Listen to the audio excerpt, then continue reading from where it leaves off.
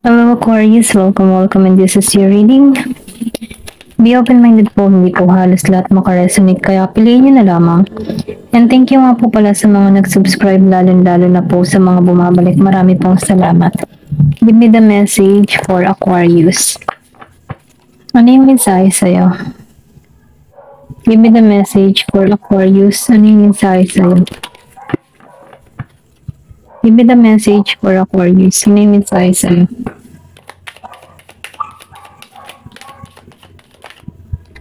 Meron ditong Devil Energy, Five of Cups, Reverse, Knight of Pentacles, Reverse, okay? Give me the message. So, nakikita ko dito na meron toxic sa paligid mo or pwede rin sabihin meron ka dito kasamahan na toxic na, kapareha, kapartner, family member, okay? Meron ditong tao na nagbibigay sa'yo ng, excuse me, ng toxic energy na kung saan problema ng hatid nito. Ito lang nakikita ko. Pero kung ikaw naman may kapareha, marami tong bisyo, okay? Maybe sumasakit na yung ulo mo dito sa tao na to, okay? Kung magka-porhisyo lang ang dulot nito sa'yo, okay? Kung meron ka mang family member, tawag ito, friends, or katrabaho, kapartner, meron kang toxic sa paligid mo na kung saan hindi maganda yung naidudulot sa'yo dito, okay? Pero ganun pa man, dahil lumabas ang Five of Cups, nakikita ko dito yung pagbabago na nagaganap sa'yo. Kumbaga, maybe nagkakaroon ka dito ng panibagong pananaw sa buhay na kung saan mas pinagtutuunan mo na yung cups mo dito, okay? Mas pinagtutuunan mo dito yung mga pangarap mo, yung goal mo, okay? Ito na yung nakikita ko dito. Kasi dito sa Knight of Pentacles, meron ka ditong tao na hindi nagbibigay sa'yo, hindi nagsusustento, naging madamot sa'yo, hindi nagiging pata sa sitwasyon, lalo na sa larangan ng pera.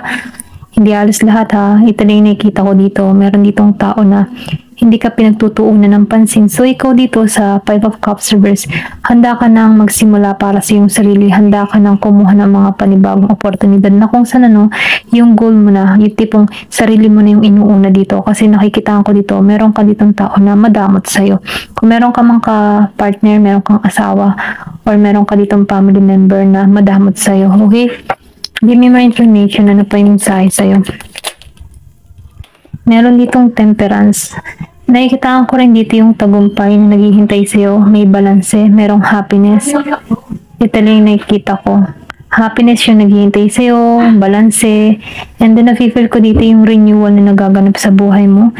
Then, lumabas ang The Emperor, nafe-feel ko dito yung authority mo. Nagiging kang mabuting magulang, or pwedeng sabihin na naninindigan ka na dito sa Five of Cups dahil nasa energy ka ng Emperor na kung saan alam mo na kung sino yung mga pagkakatiwalaan mo, meron ka ng vision para sa sarili mo, nagde-decide ka na para sa sarili mo, hindi ka na pwedeng kontrol ng ibang tao. Ito lang nakikita ko kasi alam mo na yung para sa'yo. Kumbaga, nakikitaan ko dito yung independent, nagiging kang matured sa sitwasyon. Ito lang nakikita ko dito. Then the Hermits. Kasi nafe-feel ko dito nagkaroon ka ng realization or pwede rin sabihin nagkaroon ka ng kaliwanagan dito. May mga tanong ka dito na dapat agisan. Okay? Yung bang tipong marami kang mga tanong. Ano ba dapat kong gawin? Okay? So nakikita ko dito na nabuksan ng kaisipan mo dito. Nagkaroon ka ng kaliwanagan.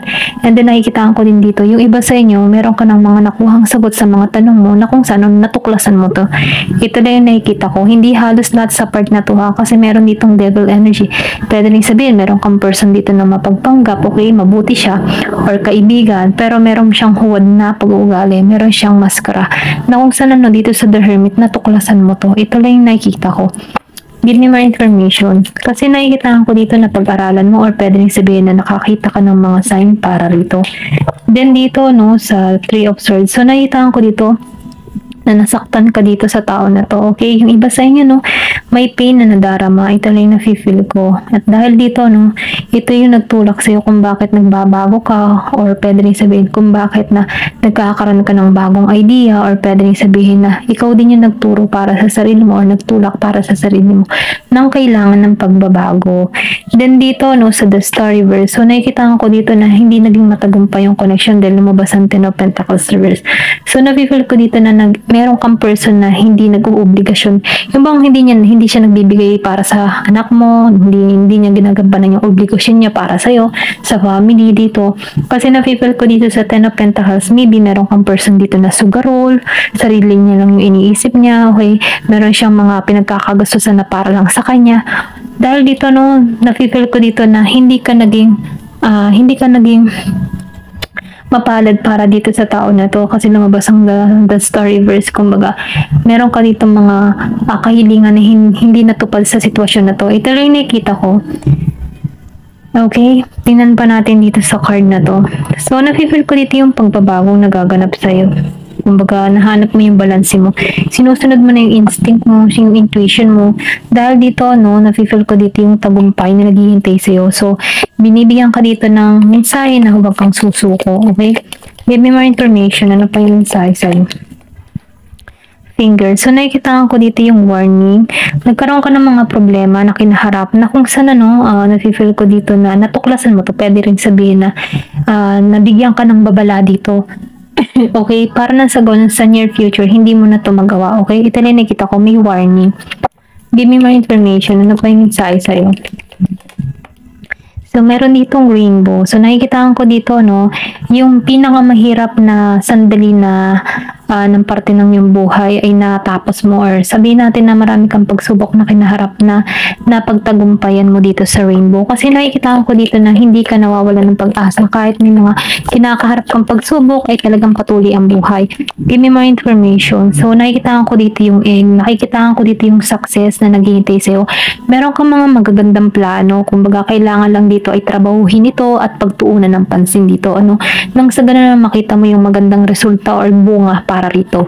Give me more information. Ano pa yung mensahe sa'yo? Meron ka ditong quill.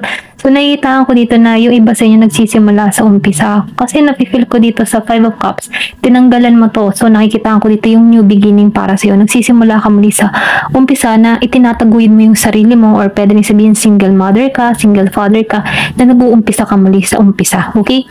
Give me more information. Ano pa yung mensahe sa'yo? Ayan, pamansik po.